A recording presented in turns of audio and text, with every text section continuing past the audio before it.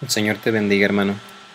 Espero y este mensaje esté causando en ti la misma bendición que tuve yo cuando lo estuve preparando.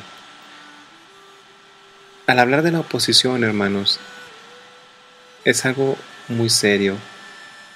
Y cuando descubres que la oposición se presenta hacia adentro de tu vida, hacia adentro de tu familia, hacia adentro de tu iglesia, es triste al principio, pero también debes de entender que la oposición muchas de las veces es lo que nos va a llegar a ser fuertes.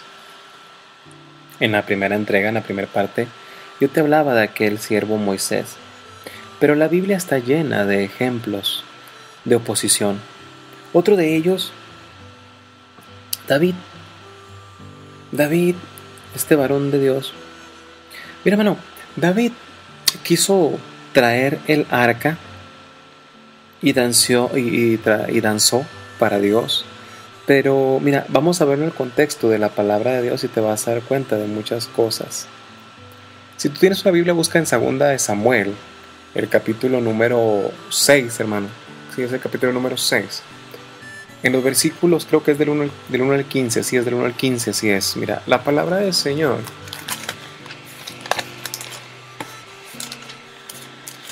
dice así. En el versículo 1 dice que David volvió a reunir a todos los escogidos de Israel, y nos dice que eran 30,000. Y se levantó David y partió de Bala de Judá con todo el pueblo que tenía consigo, para hacer pasar de allí el arca de Dios, sobre la cual era invocado el nombre de Jehová de los ejércitos, que mora entre los querubines. Dice que pusieron el arca de Dios sobre un carro nuevo y la llevaron de la casa de Abinadab, que estaba en el collado, y Usa y Ahío, hijos de Abinadab, guiaban el carro. Sí, ese carro era nuevo. Y cuando lo llevaban de la casa de este hombre que estaba en el collado con el arca de Dios, Ahío iba delante del arca. Y ve el versículo 5, es algo bien hermoso. Dice, y David, fíjate, esto es, y David y toda la casa de Israel, fíjate cómo enfatiza, toda la casa de Israel danzaba delante de Jehová con toda clase de instrumentos de madera de haya, con arpas, salterios, panderos, flautas y címbalos. ¿Te acuerdas lo que te dije en el versículo número 1? Dice que eran 30,000. Aquí iba todo la casa de Israel danzándole a Dios. Y no quiero entrar, hermano, en estas discusiones tontas que no nos llevan a nada. Estas discusiones que muchas de las veces nos ponemos, hermanos, a enfrascarnos en estas discusiones de si se danza o no se danza, si se aplaude o no se aplaude, si se arrodilla para orar o no se arrodilla. La palabra de Dios dice que aquí David y toda la casa de Israel danzaba al Señor. Y si tú, hermano, a través de tu danza puedes edificar a tu hermano que está a un lado y le rindes la honra y la gloria y adoras al Padre Celestial, hazlo en el nombre de Jesús. Pero fíjate bien, encontramos aquí que la alabanza era con arpas, con salterios, con panderos, con flautas y címbalos, pero te encuentras aquí algo bien tremendo. El versículo 6 dice, cuando llegaron a la era de Nacón, Usa extendió su mano al arca de Dios y la sostuvo porque los bueyes tropezaban. Y el furor de Jehová se encendió contra Usa y lo hirió allí Dios por aquella temeridad y cayó allí muerto junto al arca de Dios. Hay veces pensamos, hermanos, que Dios necesita nuestra ayuda, que Dios necesita que nosotros intervengamos en algo, participemos en algo para que Él lleve a cabo las acciones. Dios no te necesita a ti, hermano. Nosotros necesitamos a Dios para que nuestra vida cambie. Y en esto que estamos hablando ahorita, hermano, necesitamos a Dios para poder llegar a enfrentar la oposición. Aunque el buey tropezara, el arca no se iba a caer, porque Dios estaba ahí. Porque cuando el pueblo danza, porque el Espíritu de Dios se manifiesta donde hay alabanza. Por eso, todos los hermanos que participan en el ministerio de alabanza deben de tener muy en claro que por medio de la actividad que ellos hacen, el Espíritu de Dios desciende del cielo y baja a la iglesia, baja a la congregación, baja al culto. No es simplemente pasar al altar. Se tiene que pasar con un corazón dispuesto a alabar y glorificar el santo y bendito nombre de Dios. Se debe de olvidar uno de todo y conectarse directamente con Dios. Esa es la manera que a Dios le gusta que le alaben. Dios ya no quiere estrellas. Dios ya no quiere esos cantantes que son estrellas. No, hermano. El altar no es un escaparate para que te luzcas delante de las señoritas de la iglesia. El altar no es un escaparate para que estés modelando, hermana joven, que tú cantas. El altar es el lugar mismo donde tú, a través de tu alabanza, a través de la interpretación del instrumento que Dios te ha dado la virtud para interpretar, es ese lugar donde Dios va a hacer manifiesto su espíritu. Por favor, piensa en esto. Es una posición, hermano, Pero mira, seguimos leyendo. El versículo 6 dice, el 7 dice, y el fuego de Jehová se encendió y acabó con este. Y el 8 dice, y se entristeció David por haber herido Jehová a este varón. Y temiendo David a Jehová aquel día, dejó el arca, ¿sí?, en la casa de otro hombre. Dice que la dejó ahí en la casa de ese hombre alrededor de 3 meses. Y mientras el arca estuvo en la casa de ese hombre, durante esos 3 meses, ese hombre fue bendecido. Él y toda su casa fueron bendecidas.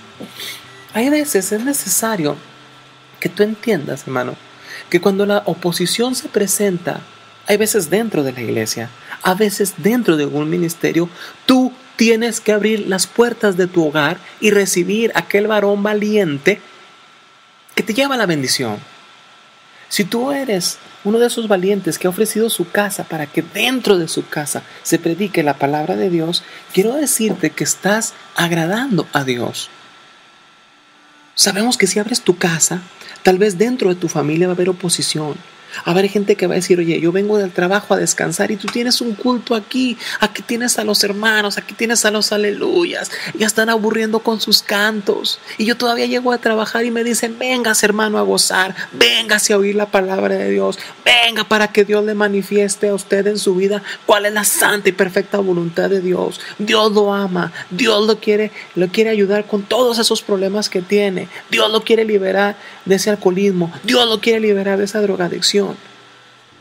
Dios te quiere liberar de ser homosexual. Dios está así, hermano. Y si tú eres como este hombre que se atreve a abrir su casa y albergar dentro de tu casa la administración que algunos varones tienen, aquellos hermanos que van y cantan en tu casa, en tu misión, en tu célula, es porque tú eres un valiente de Dios. Ahora fíjate qué es lo que pasa cuando se le da aviso al rey David, por ahí en el versículo 11 o 12, diciendo que la casa de este varón había sido bendecida porque tenía ahí al arca del pacto. Pasa algo.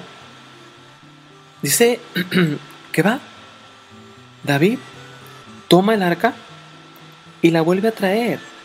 Y el versículo 14 nos dice, y David, ¿sabes qué era lo que hacía? Dice, y David danzaba con toda su fuerza delante de Jehová. Con toda su fuerza delante de Jehová. Dice, y estaba David vestido con un éfod de lino. Así, David, y otra vez fíjate quién te dice, así David y toda la casa de Israel conducían el arca de Jehová con júbilo, y nos dice que con sonido de trompeta. Y ahora ve la oposición. Dice el versículo por ahí el 16 que cuando el arca de Jehová llegó a la ciudad de David, aconteció que Mical, hija de Saúl, miró desde una ventana y vio al rey David que saltaba y danzaba, remolineaba, brincaba, expresaba su agradecimiento con Dios, reconociendo al poderoso de Israel.